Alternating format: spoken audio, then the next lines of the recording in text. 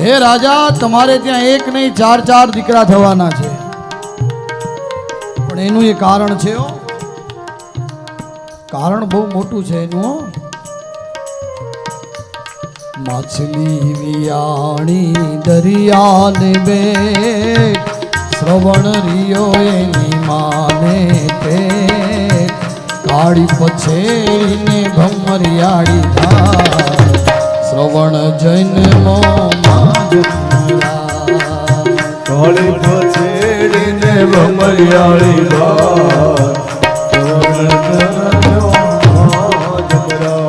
એ શ્રવણના માતા પિતા કેવા ટળવળતા હશે. એનો શ્રાપ હતો ને, એટલે 4 પુત્ર તો થવાના જ છે,